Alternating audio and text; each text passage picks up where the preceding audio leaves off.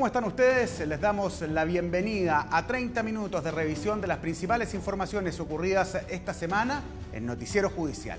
Estos son los titulares. Nuevo Centro de Justicia de Viña del Mar está listo para su construcción. El presidente de la Fundación Amparo y Justicia hizo un análisis de la situación de los menores víctimas de violencia sexual. Firma de convenio entre la Corte Suprema y el Segundo Tribunal Ambiental busca compartir sus bases de datos. Comenzamos con la revisión de las principales informaciones ocurridas esta semana. La justicia será más accesible para los viñamarinos, pues pronto va a comenzar la construcción de un nuevo centro de justicia para la ciudad Jardín. Es un nuevo edificio que va a contar con estándares modernos y amigables con el medio ambiente, pero siempre manteniendo el sello arquitectónico del Poder Judicial.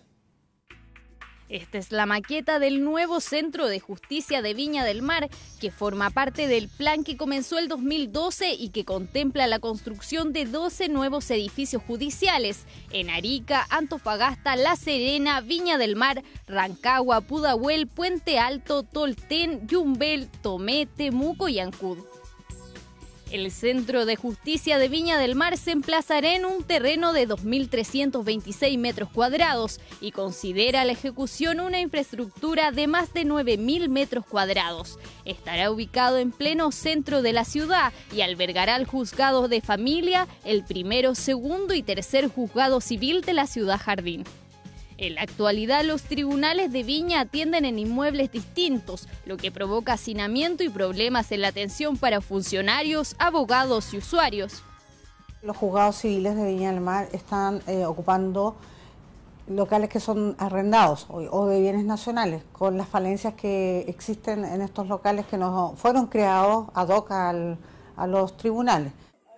Es por esto que la Unidad de Inversiones del Ministerio de Desarrollo Social entregó la recomendación técnica favorable para la ejecución y construcción de este proyecto, que contempla una inversión de más de 10.000 millones de dólares, financiados con fondos sectoriales de la Corporación Administrativa del Poder Judicial.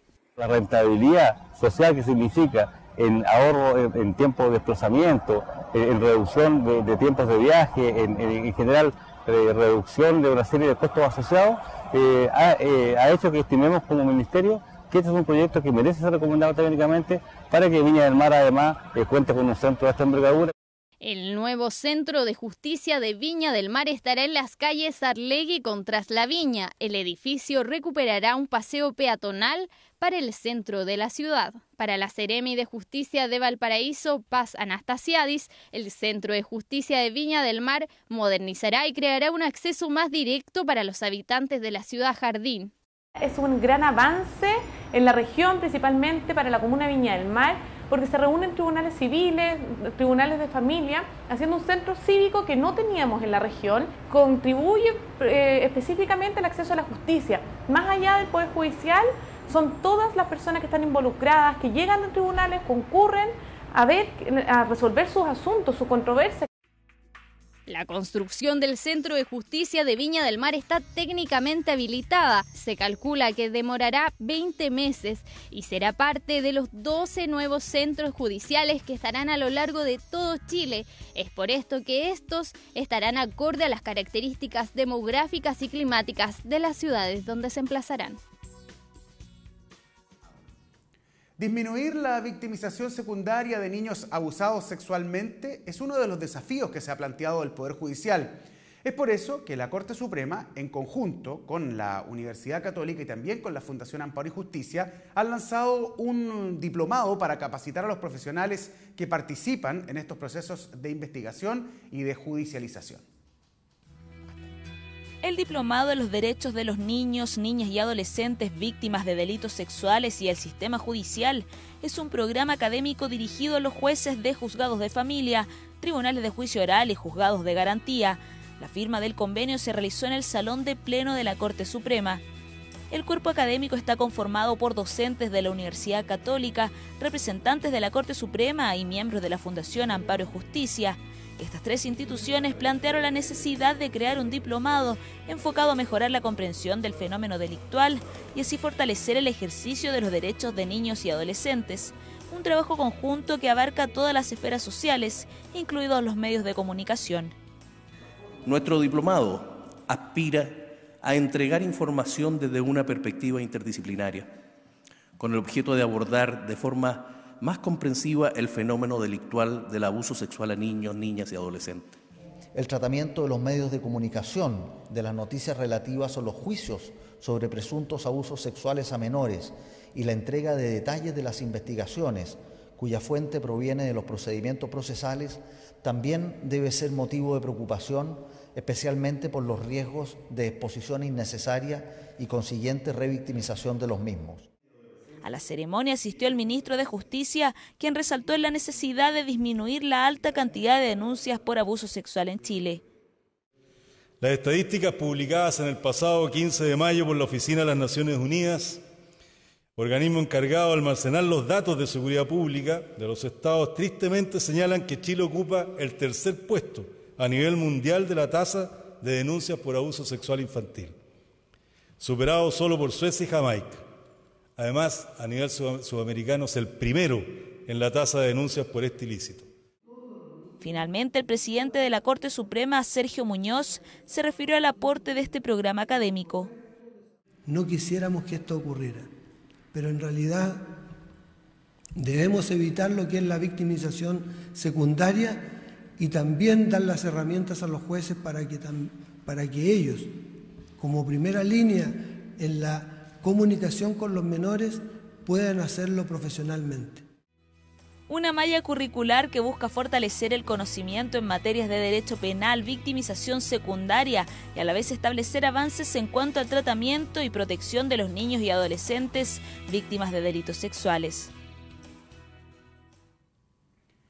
El presidente de la Fundación Amparo y Justicia nos recibió y nos dio una entrevista para Noticiero Judicial y en ella analizó la situación de aquellos menores que han sufrido de violencia sexual y dio orientaciones para mejorar el trato a las víctimas de estos delitos.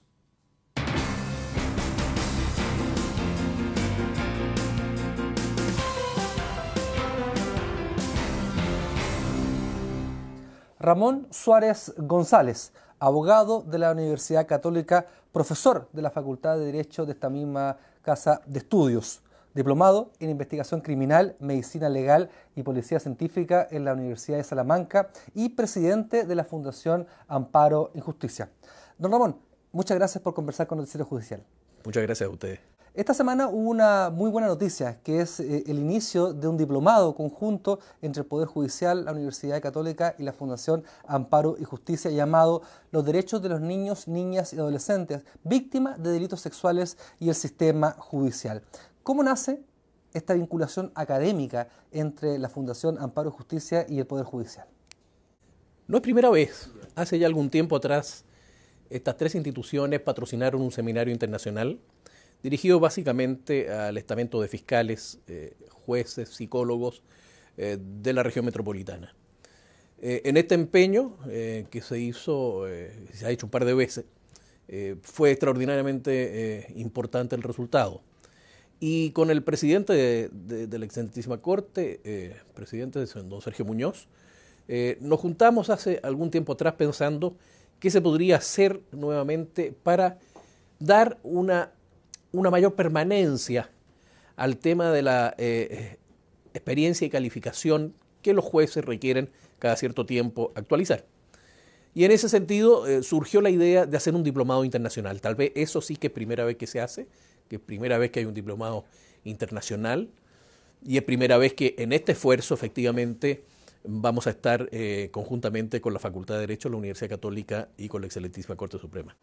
El diplomado, repito el nombre, se llama Los derechos de los niños, niñas y adolescentes víctimas de delitos sexuales y el sistema judicial. ¿Qué busca, a grosso modo, para que los telespectadores puedan conocer un poco sobre este diplomado? ¿Qué busca entregar? ¿Qué herramientas pretende llevar a cabo? Sin perjuicio de entregar lo que es habitual en este tipo de programas dirigidos a jueces o a profesionales, digamos en general, que es la comprensión actualizada de la norma legal que requiere, porque con el tiempo van produciéndose efectos interpretativos que van dándole una vida distinta específicamente al delito, ¿no? Aparte de la norma, nosotros lo que hemos pretendido es dar la más amplia espectro y enfoque que dice en relación con el tema delictual del abuso sexual para niños, niñas y adolescentes. Aquí se trata de mirar con una mirada distinta el tema del abuso sexual. Aquí hay que preguntarse cuál es el verdadero daño que este tipo de delitos provocan a los niños. Aquí también hay que ver cómo operan, cómo se desarrollan los procesos cognitivos para el almacenamiento y posterior recuperación de los recuerdos y de las experiencias en los niños. Hay que entender también cómo podemos obtener la mejor declaración con el mayor número de antecedentes, proteger esa declaración, respetando los derechos de todos los intervinientes. Porque evidentemente uno de las situaciones que con mayor frecuencia ocurren en este tipo de delitos es que la declaración del menor pasa a ser esencial y en no pocas oportunidades únicas al momento de fallar o de establecer las responsabilidades. Por lo tanto, ahí tenemos que rescatar un tema muy fundamental que es la declaración de los menores. En el día a día, señor Suárez, y desde la mirada de los jueces, este diplomado busca, por ejemplo, que el juez cambie su forma de dirigir audiencias, cambie la forma de sentenciar, por ejemplo, o de encontrar un argumento lógico para su fallo definitivo. La verdad que lo que entregamos, lo que se pretende que entregue el diplomado, son antecedentes y destrezas que hoy día están vigentes en el mundo para los efectos de la administración de justicia en este tipo de infracciones de delito. Por supuesto que a mayor conocimiento de los jueces de la fenomenología que hay detrás del abuso sexual, de la mente del perpetrador y de la situación y condiciones del niño, evidentemente que se enriquece la posibilidad de fallar en mejor forma. La argumentación jurídica es una cuestión que tenemos que también tratar en el diplomado y que por supuesto siempre va a ir a favorecer a la hora de dictar, ya sea la sentencia condenatoria o la absolutoria. Este no es un diplomado ni para absolver ni para condenar, este es un diplomado simplemente para capacitar, para poner en conocimiento de los alumnos de este diplomado las prácticas últimas que se están realizando en el mundo en este tipo de investigaciones y en este tipo de fallos y del tipo de argumentación jurídica que hoy día se está usando también.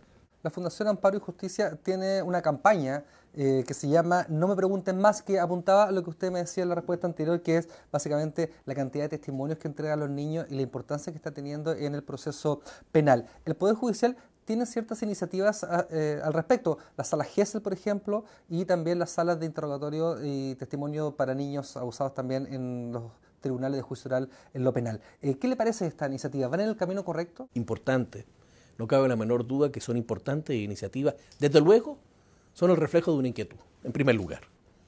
Porque quienes están preocupados de eso están advirtiendo que lo que está ocurriendo hoy día con los niños, niñas y adolescentes en los tribunales no es lo más conveniente ni aconsejable precisamente para esos niños. No implican el respeto irrestricto a sus derechos. No nos olvidemos que nosotros estamos frente a niños que, de acuerdo a convenios internacionales suscritos por Chile, son sujetos de derechos, no objetos de protección, y mucho menos entregadores de antecedentes para poder terminar condenando o absolviendo. Son sujetos de derecho. Y ese respeto, esa condición por la cual debe transitar siempre el menor en un proceso, es el que de alguna manera da cuenta esta cantidad de inquietudes que dentro del Poder Judicial existe. Yo le quiero decir que ya hace muchos años yo me he sorprendido con una sentencia, me parece que la Corte de Apelaciones de Temuco, si no me equivoco, en que reclamaba la necesidad de tener sistema video grabado de las entrevistas, diciendo que lo que se veían sometidos los menores no era posible sostenerlo en el tiempo. Y esto hace muchos años atrás, y era la inquietud de 3 jueces que en ese momento estaban dictando un fallo.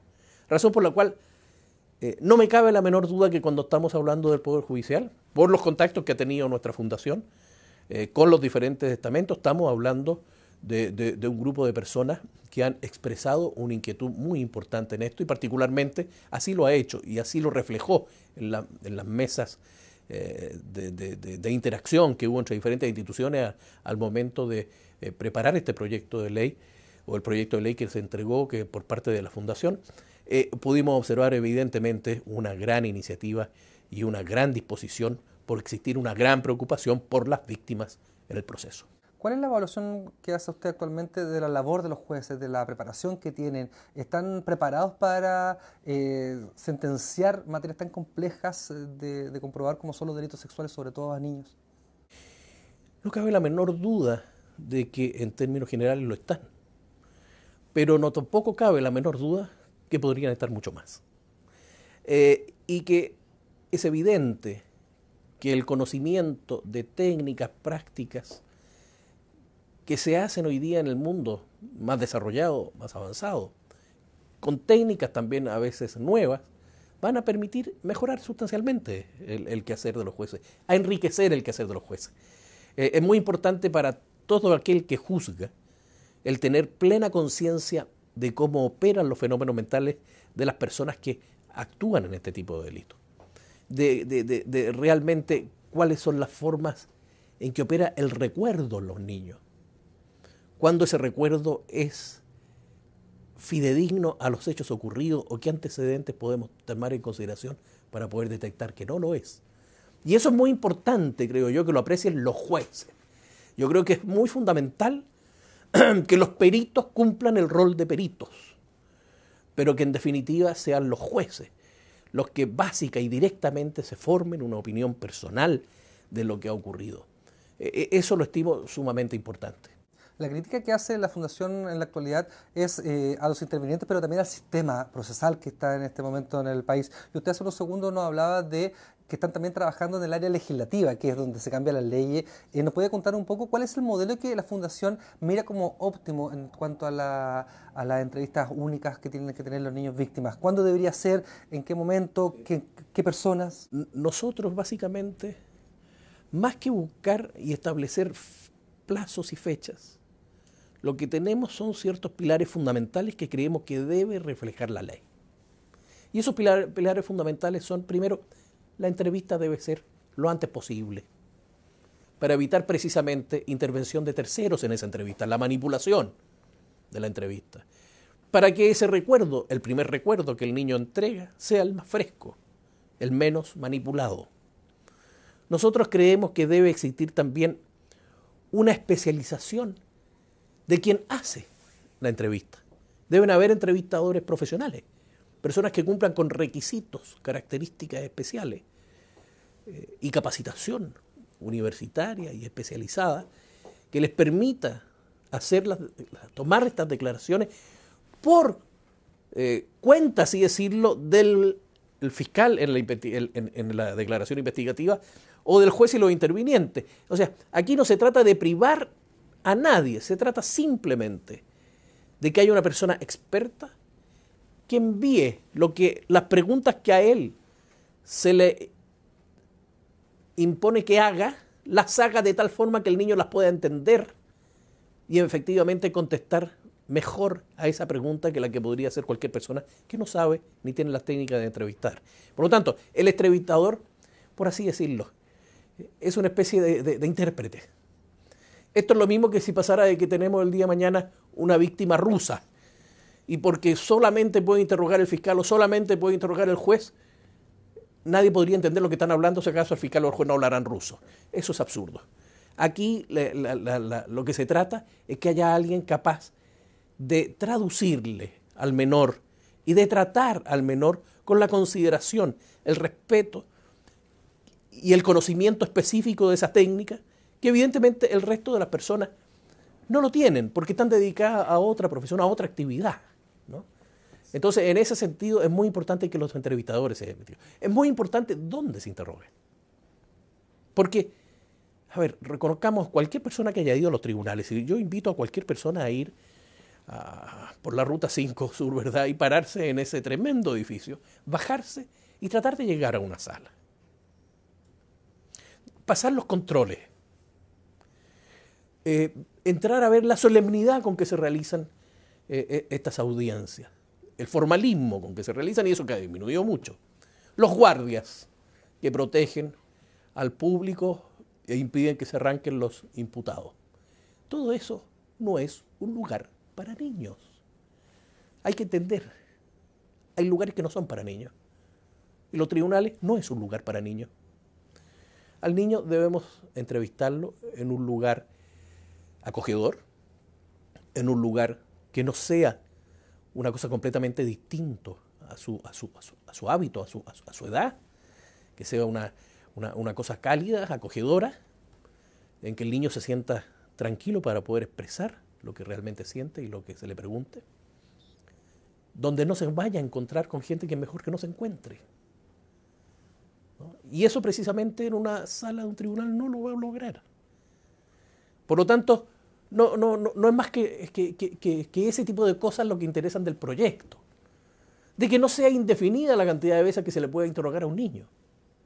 Fíjese que hay algo bien curioso. A los niños no los someten a acción reparatoria de los daños psicológicos que quedan después de un abuso sexual, mientras no declaren en el juicio, porque esa reparación podría afectar el relato del niño. Por lo tanto, tenemos niños que pasan 1 o 2 años sin poder hacerle un apoyo reparatorio, esperando que sea el juicio. Eso es absurdo desde toda perspectiva. Lo que tiene que esperar es otra cosa, pero no la reparación. Eso no puede seguir. Tiene que la reparación tiene que ir muy seguida del momento en que el daño se produjo y no estar dependiendo, por cierto, de la realización o no de un juicio. El diplomado conjunto entre el Poder Judicial, la Fundación Amparo y Justicia y la Universidad Católica, en esta ocasión es para jueces, pero me gustaría saber la evaluación que usted tiene del trabajo de los otros actores intervinientes del proceso penal, la Fiscalía, la Defensoría, las policías. Yo creo que todos los intervinientes somos víctimas de esa necesidad de obtener todo lo necesario para nuestro punto de vista, olvidando una visión más objetiva y general. El fiscal, por naturaleza, va a tratar de obtener la mayor información posible para poder intentar condenar. El defensor va a intentar disminuir la importancia de los testimonios al máximo para conseguir la absolución. Y el juez, enfrentado a esa situación, tendrá que rescatar o apreciar cuál es la realidad y si esa realidad está, por cierto, por sobre toda duda razonable. De alguna manera, si no somos capaces de entender que estas 3 instancias que son legítimas y que tienen que existir, en este caso, tratándose de menores y tratándose de testimonios, deben de hacerse de una forma especialmente cuidadosa. Y esto que estamos proponiendo de la entrevista video grabada no es algo nuevo. Esto está en todas partes del mundo.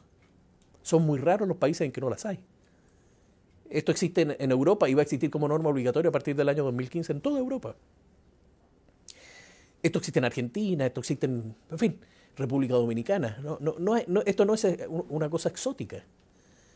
Esto es la forma, y esta forma, curiosamente, no fue implantada como una manera de proteger a los menores, sino que fue implantada como una manera de obtener la mejor información posible del testimonio del menor, sin perjuicio que después se advirtió que era la mejor forma de protegerlo. Hemos escuchado su análisis del sistema, del modelo, de cómo funcionan las instituciones. Quiero hacer una pregunta que a lo mejor puede ser un poco compleja de responder, pero ¿cómo debería entender la ciudadanía el fenómeno que está sucediendo en la actualidad en Chile, en donde en los últimos meses hemos tenido casos de delitos sexuales en que los tribunales han determinado absolver a los imputados, o los imputados que son más? ¿Qué lectura debería hacer la sociedad frente a este tema? ¿Cuestionar el modelo, cuestionar a los intervinientes, las policías? Es un tema sumamente complejo. Supongamos que se trata de un caso que nunca nadie ha oído hablar. Solo supo que había una acusación o una imputación de un abuso sexual y después supo de una absolución o de una condena.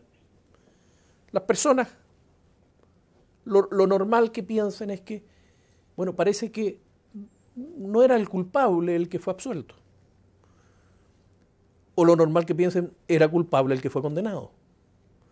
Pero entre medio empieza la gente a disponer de cierta información, que no es la completa, es parte de la información. Y lo que hace la persona, además de la orientación subliminal que algunas veces los medios de comunicación dan detrás de estas informaciones parciales. Por lo tanto, las personas se forman con mucha anticipación su profunda convicción sobre la inocencia o la culpabilidad del autor.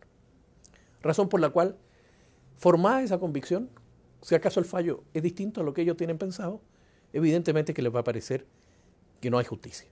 ¿Para qué decir las víctimas? Las víctimas de estos delitos, evidentemente, cuando no hay condena, se sienten profundamente rechazadas por una sociedad que no les entrega justicia. El tema es cómo mejorar la justicia. Y en eso está empeñado este proyecto y este diplomado. Cómo mejorar los antecedentes que se necesita un juez para formarse un criterio lo más certero posible sobre la absolución o la condena. Mostrar los ejemplos de litigación, mostrar los ejemplos de argumentación jurídica que usan los jueces en el extranjero. Mostrar los avances que se han hecho en términos de investigación de este tipo de delitos, donde se hacen esfuerzos para que no sea la declaración del menor el único antecedente.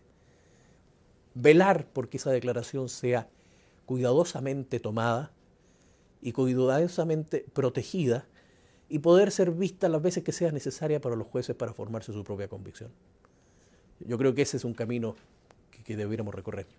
Para ir terminando, ya usted mencionó los medios de comunicación dentro de su respuesta anterior. ¿Qué opina usted de la publicidad de los juicios asociados a delitos sexuales? En algunos países se entiende como una actividad en donde tienen que estar los intervinientes, obviamente las víctimas, los imputados, pero no que sea público, incluso ni siquiera obviamente no transmitirlo. ¿Qué mirada tiene usted sobre la publicidad y la transmisión de contenido asociado a juicios de delitos sexuales? Hoy día la verdad que cualquier postura por limitar la publicidad resulta bastante poco prudente. Así como parece también muy poco prudente la actividad que hacen algunos medios de comunicación que no solo informan de la realización o de la verificación de un hecho, sino que empiezan a dar antecedentes suficientes para poder lograr hasta la plena identidad de la víctima o del agresor. Recordemos un caso hace poco tiempo atrás en que llegaba la prensa, estaba en la casa de la niñita violada y que estaba embarazada, etcétera, y llegó la prensa y llegó todo el mundo a la misma casa con los antecedentes que se habían dado públicamente. Yo creo que hace falta un mayor rigor en el pudor de la información que se da. Hay que tener cuidado porque nuestra sociedad todavía estigmatiza a las víctimas. Curiosamente, pareciera que la víctima, por ejemplo, de una violación, conlleva una cierta culpabilidad que la estigmatiza frente a la sociedad, no obstante ser la víctima. Y eso hay que tener mucho cuidado de preservar la identidad de esas personas para que no sufran más allá de lo que ya están sufriendo, ¿no? Yo creo que hay que ser sumamente cuidadoso, respetar por sobre toda cosa el secreto de la identidad de las personas, la reserva de la identidad de las personas. Respetar la publicidad de las fotografías que permiten la identificación. Y yo creo que lo demás es inevitable y me parece razonable que exista una información que nos dé a conocer de las comisiones de los hechos lamentables que significan este tipo de delitos.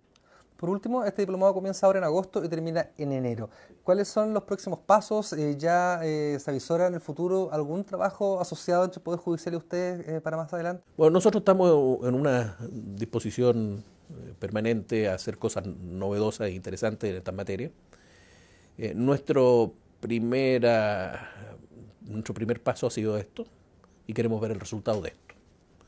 Así que antes de estar elaborando, queremos aprender también de nuestras experiencias, mejorar lo que sea mejorable y estar en una disposición, por cierto, muy abierta a poder hacer labores conjuntas en el futuro.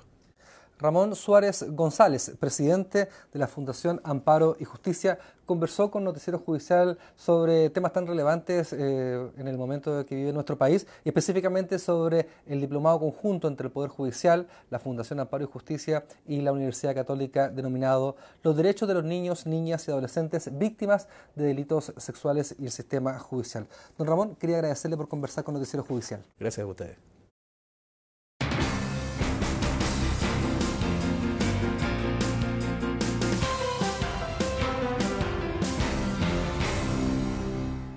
Al fallecer una persona, sus familiares tienen derecho a recibir sus bienes. Sin embargo, ¿qué pasa cuando no existen herederos directos ni colaterales? ¿Qué es lo que sucede con una llamada herencia vacante? Es la cápsula ciudadana de esta semana. ¿Qué pasa si no existen herederos directos? La herencia es el acto jurídico en que se traspasan los bienes, derechos y obligaciones que conforman el patrimonio de una persona fallecida a otras, denominadas herederos, por ejemplo, hijos, cónyuge o familiares cercanos. Esta sucesión puede llevarse a cabo de dos formas, a través de un testamento o en su ausencia por sucesión intestada, determinada por la ley. Pero, ¿qué ocurre si no existen herederos directos? A falta de descendientes y cónyuge, son los ascendientes, es decir, los padres quienes sucederán en los bienes. Si estos faltasen, la herencia podría ser recibida por otros colaterales, parientes hasta el 6º grado. En último caso, a falta de todos los herederos, el Código Civil en su artículo 995 señala que sucederá el fisco, organismo que recibirá el 70% de la herencia. El 30% restante quedará como herencia vacante y podrá ser reclamada por cualquier persona, tenga o no vínculo con el fallecido. Vamos con noticias que nos llegan desde regiones. En la provincia del Tamarugal está el Juzgado de Letras y Garantía de la ciudad de Pozo Almonte. Este tribunal se caracteriza por la recepción de las causas civiles en materias mineras. A continuación, veremos a sus funcionarios, quiénes son y nos van a contar también cómo funciona su institución.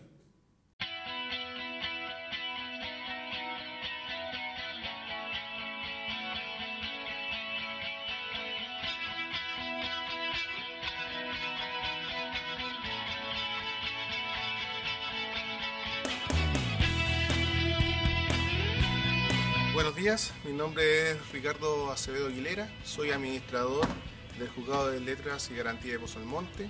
Este tribunal tiene competencia en las materias de familia, garantía, civil, cobranza y laboral. Los invito a conocer las dependencias del tribunal y a su personal. Aquí estamos en el hall de acceso al tribunal. Está en la zona de relación del público, tenemos los módulos de autoconsulta. También está la publicación de los estados diarios. El tribunal tiene dos pisos. En la primera sala está en el primer piso, donde se realizan normalmente las audiencias del área de garantía. Y en el segundo piso realizamos las audiencias comúnmente de laboral, cobranza y de la materia de familia.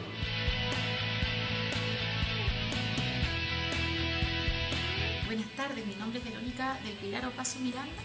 Soy juez titular de este tribunal del Juzgado de Letras y Garantía de Pozo Almonte.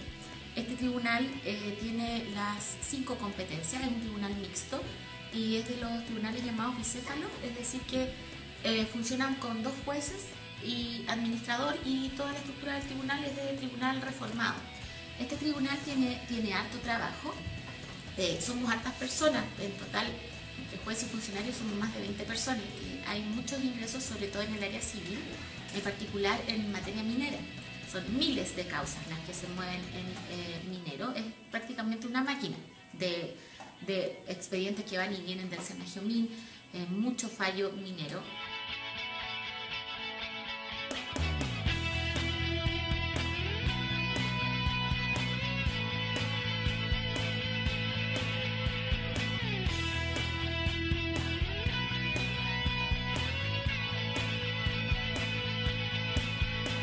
Buenas tardes, mi nombre es Óscar Beizaga Muñoz, jefe de unidad del Juzgado de Letras y Garantía de Pozo Almonte. Básicamente me desempeño en las funciones de apoyo administrativo. Hola, buenas tardes, mi nombre es Enzo Piñones Valdivia, soy administrativo segundo del tribunal. Buenas tardes, mi nombre es Paulina González, soy administrativo primero, encargada de la sección familia del tribunal. Hola, mi nombre es Raúl Arcaya, soy el informático del tribunal. Presto apoyo en el área tecnológica a todos los usuarios que trabajan en esta unidad, y específicamente estoy con algunos proyectos que he asumido, que es por ejemplo el control del inventario de todo lo que es expedientes civiles, que en este caso, en este tribunal, lo que son los expedientes mineros es un alto volumen. Hemos desarrollado una aplicación local justamente para poder llevar el control de todo lo que está en bodega respecto a los expedientes mineros. Aquí estamos preparando lo que se va a despacho civil para que tramiten los escritos que han llegado y se controla aquí en qué posición, en qué ubicación del tribunal está cada expediente. Mi nombre es Viva Marilú Araya Carrero, soy consejera técnica titular de este Juzgado de Letras, Garantía y Familia. Hola, mi nombre es Roxana Alfaro, trabajo como administrativo jefe en el Juzgado Mixto de Pozo Almonte. Mi nombre es Leonel Molina Jiménez, soy administrativo jefe de la sección de garantía. Actualmente me desempeño como encargado de causas, lo cual significa que debemos preparar los proyectos de resolución de todas las solicitudes que llegan tanto por interconexión como por el mesón de atención de público. Hola, mi nombre es Hans Jürgensen Soto, soy administrativo tercero del Juzgado de Letras de Garantía de Pozo Almonte. Bueno, mi nombre es Mauricio Durán Brunes, mi cargo aquí en el Tribunal es administrativo de apoyo.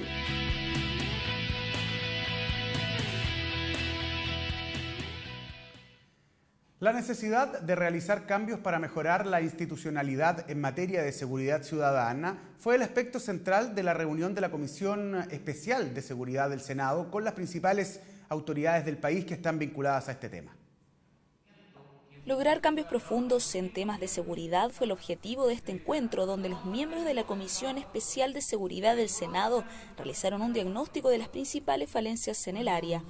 En la ocasión, la comisión escuchó ponencias de diversas autoridades del sistema de justicia y seguridad pública, que expusieron los puntos de vista de sus instituciones.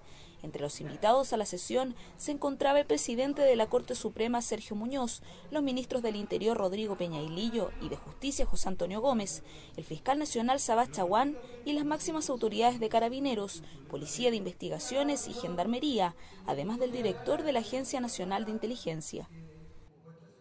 En su intervención, el presidente de la Corte Suprema destacó que no debe existir complacencia respecto de la cantidad de delitos que se cometen, aun cuando hayan disminuido, si en realidad el estándar del que debe partirse es que todo delito es una afectación a nuestro país, además de lo relevante de velar por las garantías de todas las personas, sean imputadas o víctimas. El sistema constitucional y legal posesiona al Poder Judicial en la neutralidad frente a la persecución. Esa es la realidad. Debe propender a velar por las garantías de los imputados como de las víctimas. El presidente de la comisión, el senador Felipe Arboe, realizó un positivo balance de esta sesión y de los principales aspectos expuestos por las autoridades. El señor presidente de la Corte Suprema ha planteado una reflexión profunda respecto de el rol en materia de seguridad que le compete al Poder Judicial, pero también ha planteado la necesaria reflexión en el sentido de que se trata acá de un sistema que no está actuando coordinadamente. El ministro de Justicia destacó el trabajo en infraestructura y tecnología que se está desarrollando y el proceso de rehabilitación como ejes del trabajo en seguridad que realiza el gobierno. Además, agregó que se está trabajando en conjunto con los otros actores vinculados a la temática. El manejo, por supuesto, y trabajo que estamos haciendo con la Fiscalía, Ministerio Público, para fortalecer el desarrollo de su trabajo en el ámbito de la investigación y del cumplimiento de la aplicación de las penas a través del Poder Judicial. En tanto, el fiscal nacional, Sabás Chaguán, destacó la necesidad de un código penal moderno. Hay que perfeccionar el sistema de justicia criminal en su conjunto y una de las aristas es modificar la ley penal sustantiva, digamos que exista un código penal moderno y que tenga penas acorde a los tiempos, no se preocupe del robo de la asta de un caballo, de un toro o las pezuñas, sino que pueda combatir la corrupción, por ejemplo, eficazmente, o los delitos funcionarios, inclusive también la colocación de artefactos explosivos, el lavado de dinero, porque hay herramientas, pero requieren perfeccionamiento, no es que no existan, sí que deben perfeccionarse y arreglarse y mejorarse y hacerse acorde a los tiempos. La comisión se dio un plazo de 30 días para realizar el informe de este análisis de la seguridad ciudadana. Un convenio de colaboración entre el Poder Judicial y el Segundo Tribunal Ambiental se firmó esta semana. La iniciativa busca compartir y digitalizar los documentos bibliográficos y fallos judiciales de competencia ambiental. ¿De qué se trata? Lo invitamos a ver la nota. El presidente de la Corte Suprema, Sergio Muñoz, firmó un acuerdo de cooperación junto al presidente del Tribunal Ambiental, José Ignacio Vázquez. Este convenio tiene como finalidad compartir el material bibliográfico de ambas instituciones. En la reunión que se realizó en la presidencia de la Corte Suprema, los representantes del Tribunal Ambiental acordaron facilitar el material bibliográfico y jurisprudencial vinculado al área medioambiental. Por su parte, la Corte Suprema aportará con un área informática que desarrollará una plataforma digital que albergará la documentación. Se trata de compartir y generar un patrimonio de conocimiento. Se trata de, en fin, de difundir, de tener conocimiento, como le decía, de un modo más accesible. Esto es lo interesante del convenio, porque nosotros tenemos plena claridad en cuanto a la integración entre el Tribunal Ambiental y el Poder Judicial. La posibilidad de acceder a material bibliográfico, a base de datos, etcétera, del Poder Judicial, y a su vez nosotros de compartir, construyendo nuestra propia biblioteca especializada en materia ambiental. Según Pilar Hernández, encargada de desarrollo y gestión del Tribunal Ambiental, la firma del convenio dará pie para intercambiar las bases de datos y coordinar el trabajo bibliográfico de estas instituciones. Vamos a conectarnos virtualmente, cosa que los ministros puedan acceder a nuestros expedientes y nosotros viceversa o a sus libros, para que además no haya duplicidad de gastos, digamos. Si nosotros tenemos un documento o una revista que le interesa a la Corte, nosotros le vamos a dar acceso.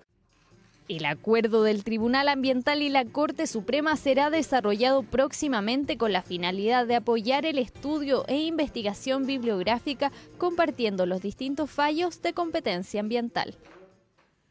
Robo por sorpresa, robo con intimidación y hurto son los delitos más recurrentes según cifras del Ministerio Público. Si usted quiere realizar una denuncia, ¿sabe cuáles son los pasos a seguir? Se lo respondemos en la cápsula educativa.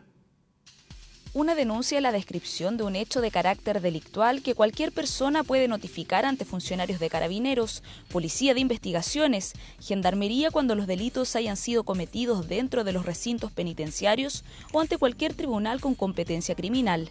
Según precisa el Código Procesal Penal, las instituciones tienen el deber de recibir las denuncias, prestar auxilio a las víctimas y efectuar las correspondientes detenciones en caso de fragancia. Además, cabe señalar que el trámite no tiene costo alguno. El denunciante solo debe presentar su cédula de identidad si es mayor de 18 años. Si es menor de edad o presenta algún impedimento físico o mental, debe estar acompañado de un tutor responsable. Luego de efectuada la denuncia, los antecedentes pasan a disposición del Ministerio Público, que inicia la investigación. A continuación les presentamos las principales informaciones que han surgido esta semana desde el Poder Judicial en el bloque de contingencia. El primer juzgado civil de Chillán condenó al Servicio de Salud de Ñuble por discriminación en contra de la subdirectora de Recursos Humanos, quien tiene discapacidad visual y que fue alejada de su cargo en el mencionado organismo. El juez ordenó a restituirla en su cargo, además de la contratación de un asistente de confianza para trabajar en conjunto y al pago de una multa de 50 unidades tributarias mensuales. Por primera vez, el Juzgado de Letras del Trabajo de Talca realizó una audiencia que requirió la participación de un experto en lenguaje de señas, la que sirvió de intérprete a la demandante, quien tenía discapacidad auditiva. Esto le permitió a la trabajadora ejercer sus derechos y aceptar la conformidad de los términos de la conciliación a la que llegaron las partes. Un total de 47.759 recursos de protección en contra de la alza de planes de salud de las ISAPRES han recibido las 17 cortes de apelaciones del país entre el 1 de enero y el 10 de julio de este año. La mayoría se ha presentado por el alza en los precios de los planes y el resto por incremento de los planes GES. La Corte de Apelaciones de Santiago es la que concentra el mayor número de recursos. La Corte de Apelaciones de Santiago acogió un recurso de protección presentado por el Consejo de Ancianos de la Isla de Pascua en contra de una decisión de la Subsecretaría de las Fuerzas Armadas que exigía a los isleños el pago de los derechos por concesión marítima. Termina la presente edición de Noticiero Judicial. Muchas gracias por acompañarnos en estos 30 minutos de revisión de noticias. Como siempre, la invitación a que nos sigan en las diferentes plataformas web del Poder Judicial. Que estén muy bien.